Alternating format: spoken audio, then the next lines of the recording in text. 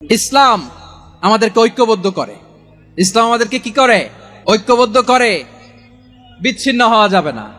বিরোধ, বিচ্ছিন্নতা, মতানৈক্য এগুলো আমাদেরকে ধ্বংস করে, আমাদেরকে দুর্বল করে।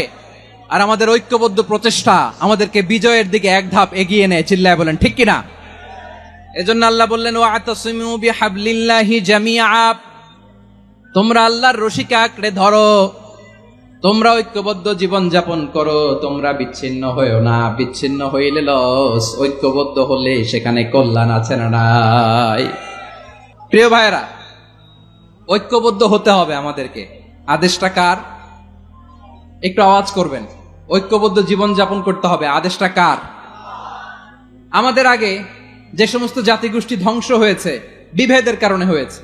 বিশ্বনবী বলেন, বুখারীর বর্ণনা, ফাইন্নামা আহলাকাল্লাযীনা মিন ক্বাবলিকুম কাসরাতু মাসাইলিহিম ওয়া ইখতিলাফুহুম আলা আম্বিয়াইহিম। তোমাদের আগে ইহুদি নাসারারা যারা ধ্বংস হয়েছে, আমার গজবে উপনীত হয়েছে, দুইটা কারণ ছিল।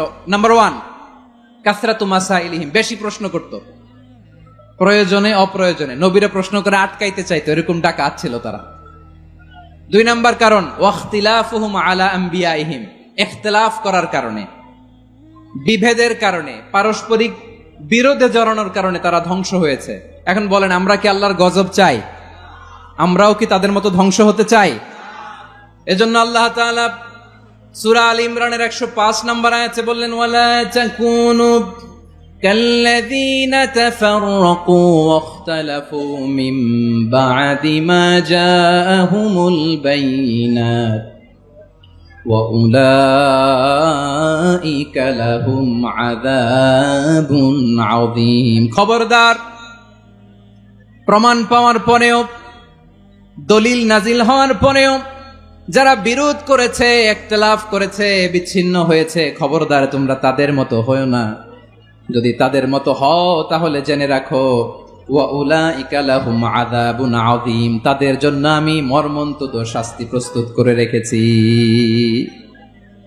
যারা বিচ্ছিন্ন হয়েছে, বিরোধ করেছে, তারা কারা? ইহুদি নাসারারা। এই আয়াতের তাফসীরে কাল্লাযীনা তাফাররাকু ওয়া ইখতালাফু, যারা বিচ্ছিন্ন হয়েছে, বিরোধ করেছে, তারা কারা?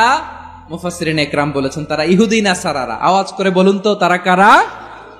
ইহুদি নাসারারা।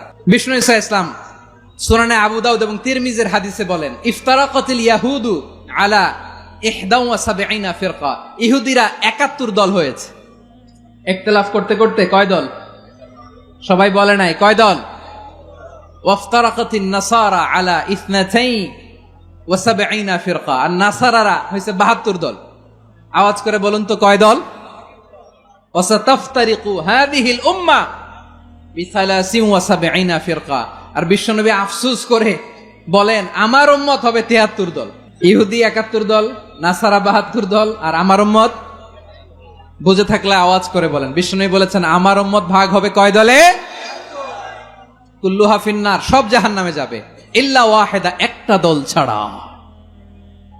সাহাবারা বললেন, মান হিয়া ইয়া রাসূলুল্লাহ, সে নাজাত প্রাপ্ত জান্নাতি দল কোনটা? আপনি কি আমাদের বলবেন না? আপনি মেহেরবানি করে একটু বলে দেন তারা কারা?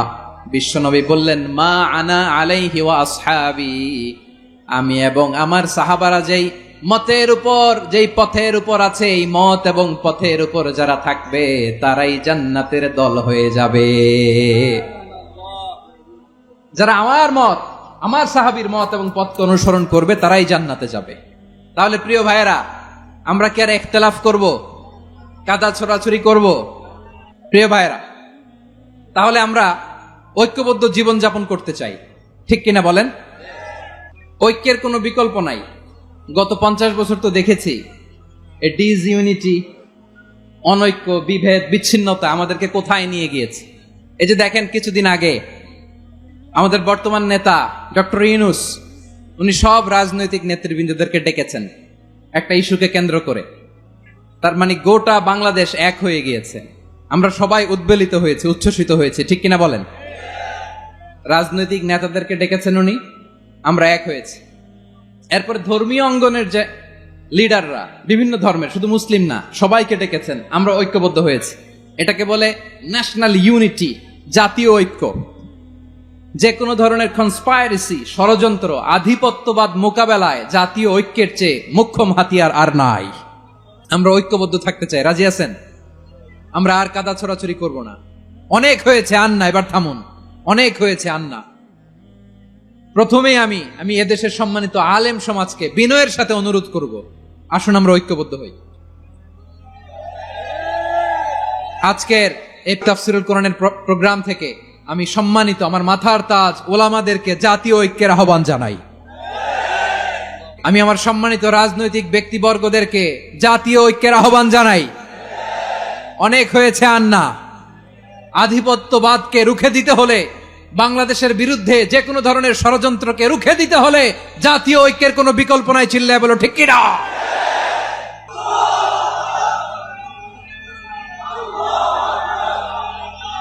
আমার প্রিয় ভাইয়েরা, আমার ভাইয়েরা, আর কাদা ছড়াছড়ি করব না ইনশাআল্লাহ। বলেন আল্লাহুম্মা ফারশাদ। আল্লাহ তুমি সাক্ষী থাকো, আল্লাহ তুমি তৌফিক দাও। আওয়াজ করে পড়েন আমিন। আর একে অন্যকে কাফির বলে গালি দিব না, ঠিক কিনা বলেন? রাজি আছেন? ধ্বংস করে দিয়েছি আমরা আমাদেরকে। আপনারা হালাকু খানের নাম শুনেছেন?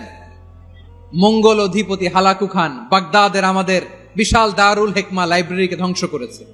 10 লক্ষ মুসলমানদেরকে কচুকাটা করে গণহত্যা করেছে। জানেন, আমাদের সভ্যতা সূতিকাগারের কেন্দ্রবিন্দু ছিল বাগদাদ।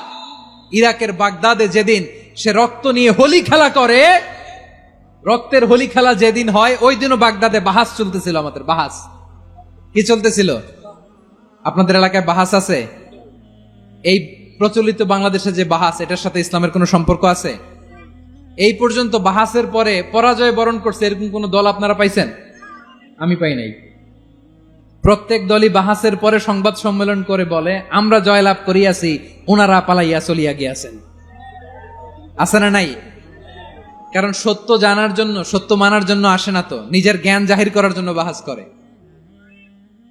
বিপক্ষ দলের আলেমকে ছোট করার জন্য বাহাস করে। এই বাহাসের স্থান ইসলামে নাই। চিল্লায় বলো ঠিক কিনা? এই সমস্ত বাহাসের দিন শেষ। ঐক্যবদ্ধ হওয়ার বাংলাদেশ। প্রিয় ভাইরা, হালাকু খান সে দারুল হিকমা লাইব্রেরি জ্বালিয়ে পুড়িয়ে এই সব দামি দামি বইগুলো, আমাদের দামি দামি ঐতিহাসিক তুরাসি ক্লাসিক বইগুলোকে দজলা নদীতে ফেলেছে। পুরা দজলা নদী কালো হয়ে গিয়েছে। 10 লক্ষ মুসলমানকে গণহত্যা চালিয়ে এই রক্তের বন্যা যখন দজলা নদীর পানিতে মিশে গিয়েছে, দজলা নদীর পানি লাল হয়ে গিয়েছে। যেই দিন বাগদাদে গণহত্যা চলে, ওই দিনও বাগদাদে বাহাস চলতেছিল। কিসের বাহাস জানেন? মেসওয়াক, ডান মারি থেকে করা সুন্নাহ, এটা আমরা জানি। এখন কি উপরের মারি না নিচের মারি? বাহাসের বিষয়। এই বাহাস করবেন আপনারা? বিশ্ব যখন এগিয়ে চলেছে, আমরা তখন বসে বিবি তালাকের ফতুয়া খুঁজেছি কোরআন হাদিস চষে। তালাক ইসলামের অনেক গুরুত্বপূর্ণ অনুষঙ্গ। তালাক কোরআনের একটা সূরা। কিভাবে তালাক হবে না হবে আমাদের ফোকাহায়ে একরাম, আমাদের আকাবেররা সব বলে গিয়েছেন, সব জানা। আপনি হয় এটা মানবেন নয় ওইটা। ওইটা নিয়ে বাহাসের দরকার নাই, ওইটা নিয়ে মারামারির স্থান ইসলামে নাই। আওয়াজ করে বলেন ঠিক কিনা?